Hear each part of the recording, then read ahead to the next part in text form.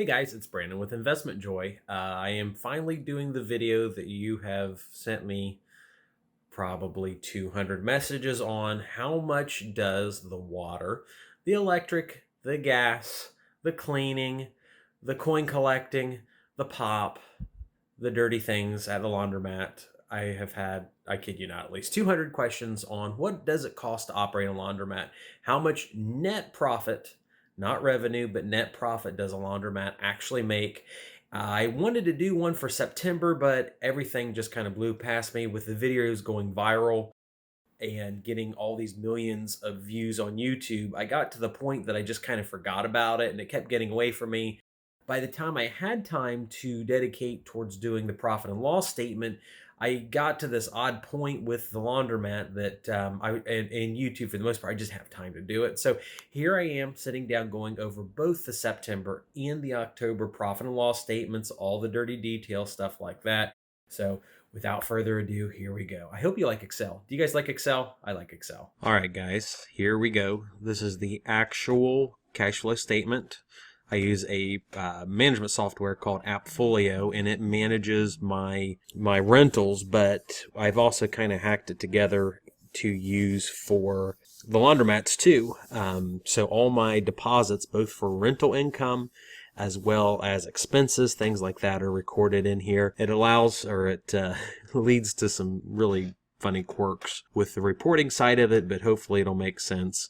Once again, I am not a accounting aficionado. I'm sure that I'm going to get complaints from people as soon as this goes up saying, Brandon, you used the wrong word, Brandon used the wrong term. To me, I mean, I want to use the right terms, but then again, I would also, I think the biggest takeaway here is something that people can see. What does a real business look like? Like I said, I think I said, the only thing I've actually changed on here is the address, and then I wiped out my YTD column. It'll actually be on the combined statement. So I don't want to give everything away because I need to make it dramatic and keep the length a little long so YouTube will love me. So on our first line, we have the rental income here. It's $1,850. I was advised to charge something to the laundromat. So the first $500 of all money, whether it's concession income or washer and dryer income, that goes towards rent. So there's two apartments upstairs. One brings in $600 a month. Well, I guess they both bring in $600 a month. So about on this specific month, I guess I did cut a deal in October. But anyway, it's $1,350 for the month of September. $500 of that into that amount is from the laundromat. So this on the next spreadsheet, when you see rent, it's $500 less than this. It's broken very effectively between concession income and washer and dryer income. So my washers and dryers in September made $1,348. The vending machines made $451, and then you kind of have to split maybe 30% more towards concessions, 60% of that 500. So I could play with the numbers on the back end, but I don't want to do that. It'll be confusing in future videos. You guys will say I edited or cheated somebody out. So that produces total operating income of $3,649.17. We scroll down here to concession expenses. I've spent $275 on vending machine stuff. I still haven't bought soap. I inherited like 1,000 packages of soap and laundry bags. When I purchased it, I hate the idea of having to buy new soap, but that'll come up at some point. But I spent $275 on concession expenses. Essentially 1/3 of my concession cost, or my concession sales, go towards cost. My cost of goods sold is about 33%. I pay my kid I paid in this month $250 to have it cleaned. That's a little low. It should be about $400, but I probably double paid in October, or I double paid in August, and so there's a little bit of a tweak there. So that's not entirely accurate, but it's also not too close. I pay $100 or so a week. Property insurance, I pay $308.72 a month.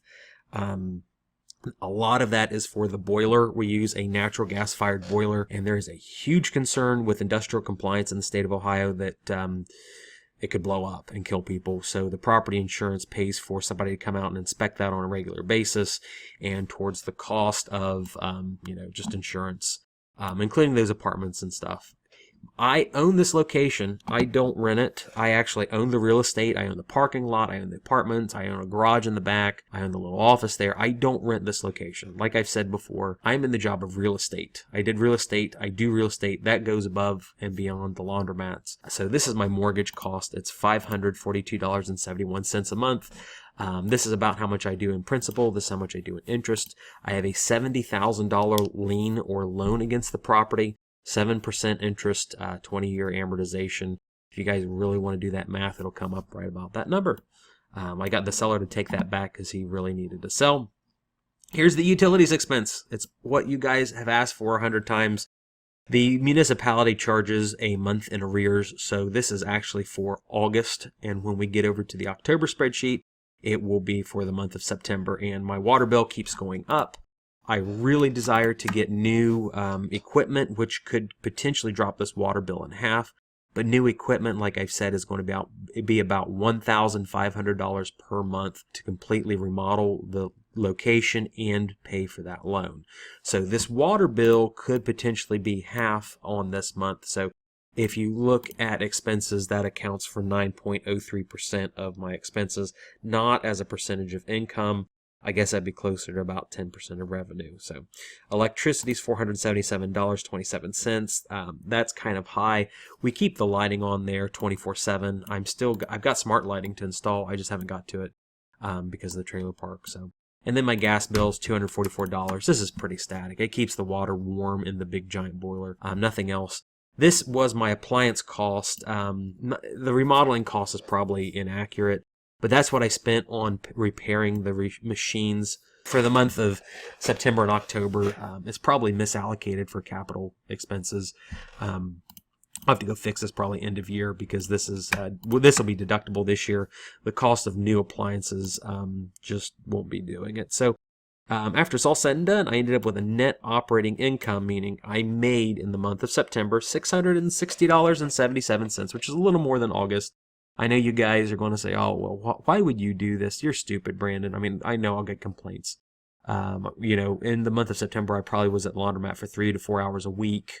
So that's what, 16 hours in the month. Let's see, we'll do the math here. 16 hours divided by 660. Oh, oops. 660 divided by 16 hours. It's $41.25 an hour. That's not bad. I don't think that's bad. Maybe you guys don't want to work for $41.25 an hour, but who knows. Okay, so the month of October, once again, I just edited a little bit. The rental income is down a little less. I gave the kids upstairs a little bit of a break. They've had some difficulties, so I dropped the rent a couple bucks. There's still another $500 in rent I charge the laundromat a month, so that's what that is. Concession income is almost double. What was in September? Let's go back and compare. Concessions was $450 in September. October, it's $852.55, which is totally awesome. The washer and dryer income is $2,122. Now remember, I need to actually take $500 off this one because I'm doing this. That's just how it is. So my total operating income, total operating income for the month of October was $4,624. I had hoped to hit $5,000, but I was down. Month of September, I hoped to hit $4,000, so I have not reached my goals, but I did a lot better in October than we had thought. And we did the webcast last night. Well, I'm doing this on Saturday, doing the recording here on Saturday. We did the webcast on Friday, and I brought in $450 some, which is cool. So I could have technically added that to this one and ended up with a little bit more money, not a ton, but that would have brought me closer to $5,000, but oh well. The concession expense was $200 last month, which is low. I've got to restock stuff. Cleaning and maintenance, this is just the cleaning cost. Okay, so we had that, I said September was low, October's high, so that's going to even it out. Property insurance, again, is $308.72. That's just property insurance, boiler insurance, things of that nature. Here's the mortgage. I don't amortize on a monthly basis because that's so complicated to do it. I amortize, or I figure out principal curtailment per year. So I just figure out what the yearly principal curtailment is, and then I just throw it on the spreadsheet like this. It might not be kosher to some accountants, but that's what I do. My utility bill's definitely up. My gas is down. I don't know why. It's probably miscalculated. I'll probably pay for it in November. But water bill's definitely up. $416.24 this month. Last month it was $329, so I spent an extra $80. Once again, if I get new equipment, I could potentially half this, which, that's now $210 that I could be saving with new equipment. My utilities is a little over $1,000. The electricity was definitely high. I imagine here in Ohio weather, we had to do both. We have to put the heater on sometimes, and then the air conditioner at other points. My appliances, this is actually low. I spent $100, $200, or $320. So I guess that's inaccurate. I do have to come back and fix that. So, well, shame on me. So it was actually $320. In expenses, I guess. I don't know if it didn't count the check that I paid the last time. Yes, I do have people come in and fix them. My dryers are finally 100% reliable. Just, I want to say I've got 6 washers there that suck still. So, the wonderful month of October, $1,016.40. Oh my gosh, dyslexia again. $1,916. For a total net income of $1,916. Again, I guess I repeat myself. So the net income is almost triple compared to September. And here's the thing, guys. We go over here. In September, I spent 16 hours. I bet you I spent only 12 hours. So be 57 divided by 12. So that's how much... Made $159.70 an hour for the time of work. This is not a passive investment, but if you could make $159.70 an hour, would you do it? I think I would. I mean, I will pick up a penny at the laundromat if I see one. So knowing that I go in there and manage and restock and do the different things like that and I make $159 an hour, that is totally cool.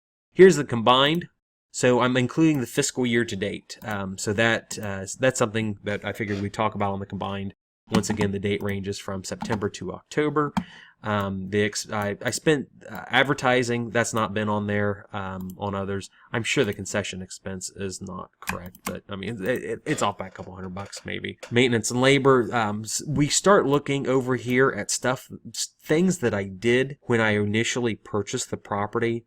A lot of capital expenditures, and we're still in the red as far as expenses for rehab, but we're very quickly clawing that back, and for net income, the property is profitable. I've paid back $708 in principal curtailment. I've put all these other expenses. I spent over $4,000 in utilities. I spent money on the security surface. I bought a Lorex DVR. I might throw a link in the description. Those are the 4K cameras I talk about. I've got an awesome story about those. We spent $12,741 on remodeling the laundromat. I know I get complaints all the time. People say, you're a dumpy, awful, evil man. And they make big complaints that I haven't spent any money on the property, but I've spent over $1,200, almost $1,300. I spent $5,800 on those new Speed Queens. I got a deal on them. Then $460. That's probably actually repairs, so that's not an actual capex. So, total operating expense $31,848. Net operating income is in the red, $17,000. But once again, those are mostly capital expenditures. So the laundromat is definitely profitable. It's just we're paying back all that money that was paid out initially. So every month we've made a little bit of money. I think, in July I made maybe $100. September, like we said, I made, $660. October, $1,916. So we're on the incline. Sales are going up. It's great. But, like I've said, running a business or doing an investment like this is a longer term thing. I've probably had 1,000, maybe 1,000's overstatement. I've had probably 500 negative comments on the video that I shot the first week of operation in July saying, Brandon, you need to give up. You're an idiot. You didn't make any money. You're stupid. Why would you spend time on this? I mean, I read through all the comments, even if they're all negative. And I do appreciate all the positive comments. We're at over 50,000 subscribers when I shot this video, and things are going really well for the channel. I'm happy. You guys like it. I hope you guys like the Excel video. But the thing is, I get told, you should stop doing this. And the thing that I find out is that happens a lot in business. You get a bunch of very low quality advice from people that think that they know what they're doing. And you've got to really be careful who you listen to. If you listen to people that are negative all the time, you'll probably be negative yourself. But you've got to find some good people around your life that give you good quality advice. You can't listen to people that have no experience or no knowledge. And that's kind of one of the really difficult things to do in business, is to find people that are going to help you and give you good advice. This laundromat could have been a terrible investment, but I got advice from people that I trust, and I have some business experience myself. So I would encourage you guys to go find those people where you live. I'm the president of a real estate investor association here in Central Southern Ohio. We've got lots of good people here that give free advice. I mean, it's like $60 a year for your membership, but pretty much it's free if you really wanted it. So if you can, do me a favor and like this video. It sends it out to a whole bunch of people that have never seen my content before. And if you like this stuff, please consider subscribing. Follow me on Instagram. I would appreciate it. We'll be doing profit and loss statements every month, and I will also tell you guys how much I made on YouTube, but that video is not for today. I've got a great idea. I think you guys will like it. So thanks for watching. I appreciate it.